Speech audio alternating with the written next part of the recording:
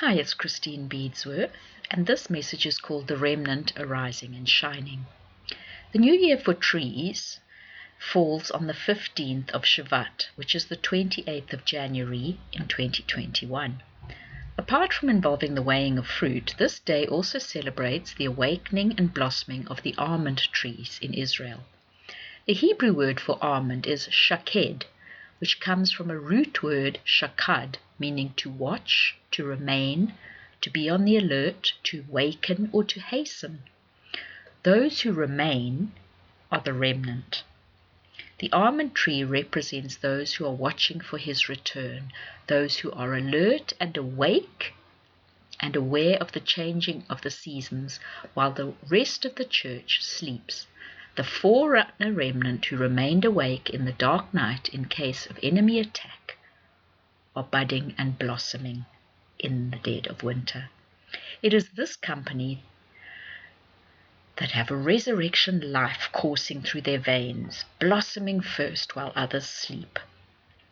The menorah of the holy place has 22 almond blossoms altogether, 22 being the number of letters in the Hebrew alphabet from Aleph to Tav. You can read about this in Exodus 25, verse 31 to 33. With its central shaft and the 6 branches ending in the almond-shaped cups to hold the oil for the light, it depicts, among other things, the light of the 7 spirits of God, mentioned in Isaiah 11. In the season when dense darkness is upon the peoples, the remnant are having the 7 spirits of God imparted to them in the heavy latter rain. The rest of the church sleeps, branches bare and seemingly lifeless, devoid of the presence of God and unaware of the changing season. But those who are awake and watching are rising and shining with the glory of the Lord, and people are drawn to their light. Isaiah 60 speaks of this. The wolf is at the door with its teeth bared and growling. The new world order is rolling in, but the 7 spirits of God are visiting the ones watching, and they are shining and leading many to righteousness. In times of darkness, people are drawn to true light, and this company are those spoken of in Isaiah 32, verse 2, where it says, "Each one of them shall be like a hiding place from the wind and a shelter from the storm, like streams of water in a dry place, like the shade of a great rock in a weary land to those who turn to them."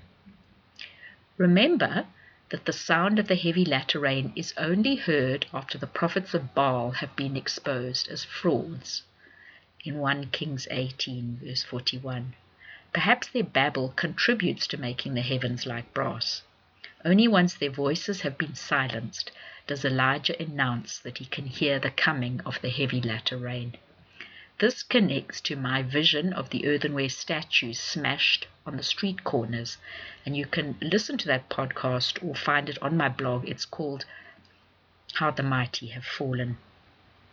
The Lord affirms and confirms those who truly carry the spirit of Elijah, and it is they who have ears to hear the sound that others cannot hear, the sound of the coming outpouring.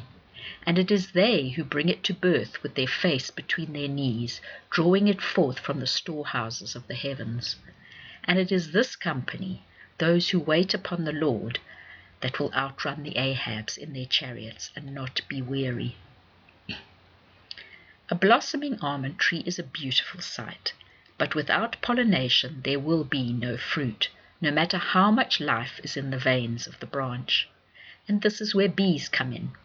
The Hebrew word for bee is Deborah, which comes from a root word debar, meaning to speak, command, commune, or declare.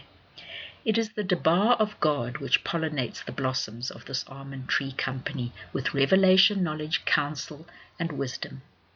This is the season to live by every word God speaks and not by the bread of man. In the book of End Time Light, I shared an experience I had where the Lord showed me the room where his debar or words are stored. I would like to share just a small portion of that here, as it connects to the pollination of the blossoms.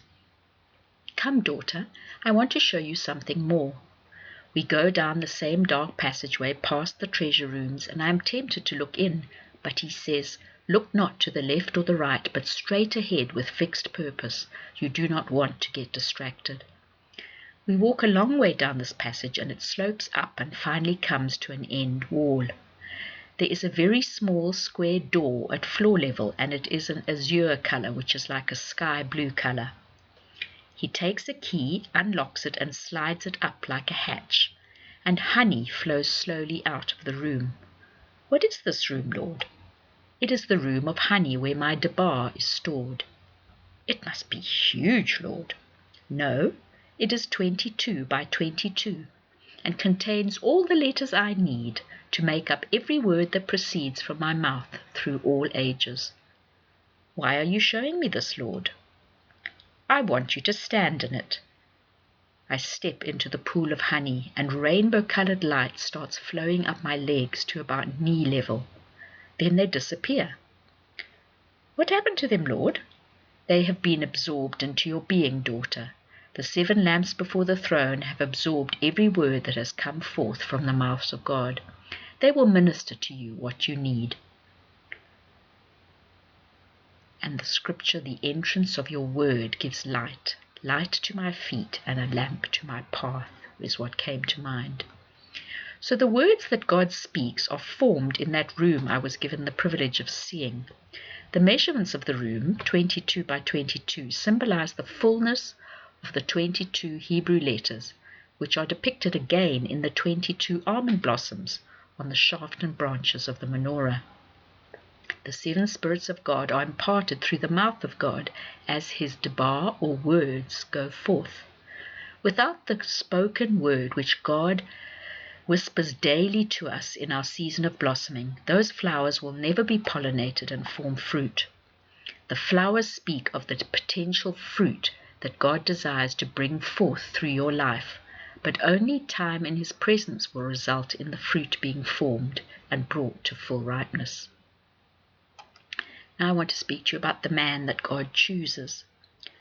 After Korah's rebellion against the men God had chosen, in Numbers 16, there was further attack by the spirit of jealousy upon Aaron by leaders who thought they also should be allowed to function as priests.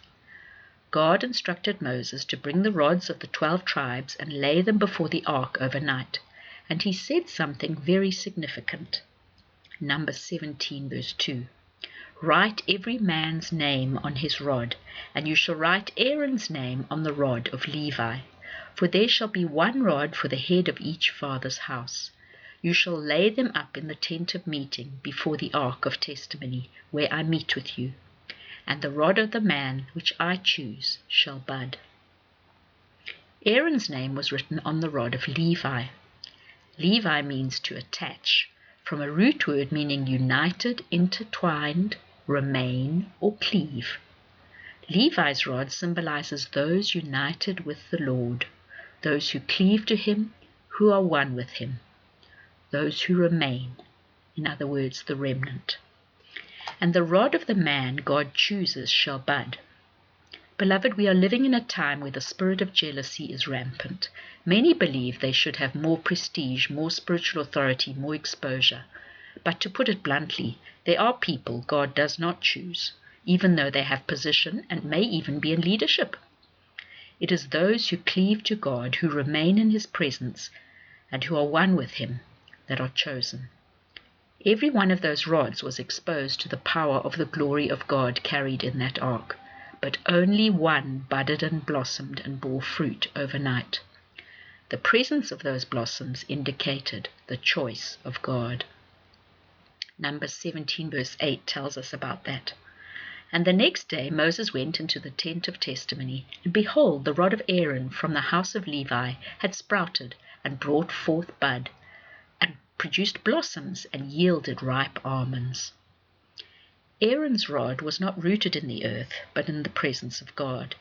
It was completely unattached to the earth, but so connected to the presence of the glory of God that miraculous life and fruitfulness came forth from that which was dead. The glory of God had risen upon that rod, yet the other rods remained dry and dead. It was completely clear to anyone looking who the man God had chosen was. The abundant favor and resurrection power of God had brought forth blossoms, and the words of God, heard in the Holy of Holies, had pollinated and brought forth ripe almonds overnight. In other words, the man God chooses does not function by the timing and seasons earth is bound to. He can bring forth in a supernaturally quick time the fruit of all that has been heard in the secret place of God's presence. While I was listening to what the Lord wanted me to share in this post, I saw a vision of a bundle of dry sticks being gathered, bound with a cord and placed in a vase. No water was added to the arrangement. Then the Lord began to breathe and blow over the sticks, and suddenly they all burst into blossom, so that I was now looking at a beautiful arrangement of almond blossom branches.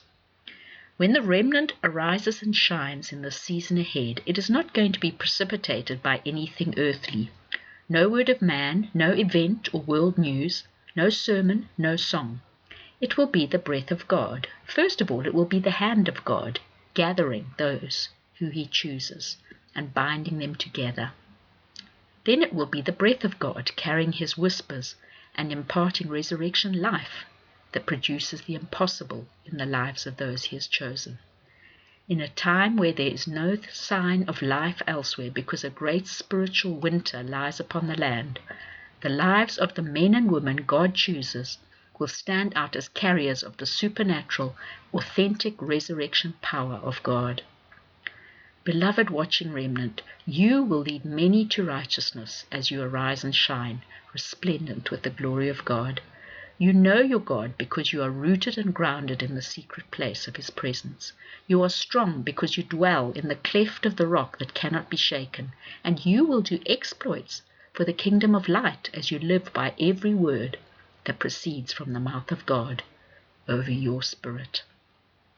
Just like the fire fell on the prepared sacrifice and confirmed that Elijah was God's servant, thereby disqualifying the prophets of Baal, just like Aaron's dead rod budded amongst all the other lifeless rods, confirming he was God's choice, so too the supernatural power and hand of God will be visibly seen to be with those He chooses in this day. Now at the moment God is gathering the rods, the dry rods, so don't despair if you feel like a dry, dead rod. Don't despair, beloved, because first the gathering and the bundling comes, and then comes the resurrection life, impartation. It's you receive glory in proportion to the suffering you have been through. And the fact that your life is marked by suffering is an indication that you have been appointed for glory. Remember that the budding and blossoming was the result of abiding in His presence during the night, not striving or interceding or decreeing, but lying and soaking in the glory light. You cannot manifest glory unless you are imbued with it, and that's different from being endued with it. Imbued means filled, soaked, saturated within. That means time spent one-on-one with the only one who can imbue you with His power. No man can help you. You have to position yourself there. You have to make it a priority. Are you going to forego the bread of man for the words God breathes into you? What will you live by in the days ahead? There's going to be a famine of the debar of God, but you know where it is sourced, and no external circumstance can prevent you positioning yourself there in the Spirit. This New Year for Trees, which is the 28th of January, be found before Him, beloved, prostrating your heart before the King of glory, and allow that glory light of His presence to saturate you, saturate your bones, saturate your cells. Just soak it in. And the budding, blossoming, and bearing fruit will take place as God brings forth His miraculous impossibilities in your life in the coming days. And these are the verses that came to mind to share with you as I finished with this message. Hosea 6 from verse 2. After 2 days he will revive us and give us life. On the 3rd day he will raise us up, that we may live before him. Yes, let us know him. Let us be zealous to know the Lord. His going forth is prepared and as certain as the dawn, and he will come to us as the heavy rain, as the latter rain that waters the earth. Isaiah 66 verse 2 speaks of the kind of man God chooses. This is the man to whom I will look and have regard, he who is humble and of a broken spirit, and who trembles at my word and reveres my commands. And Isaiah 66 verse 14 says, And the powerful hand of the Lord shall be revealed, and known to be with his servants, but his indignation will be shown to be against his enemies. May the Lord bless you and multiply the revelation, light, and understanding and wisdom you receive from what I have shared. Amen.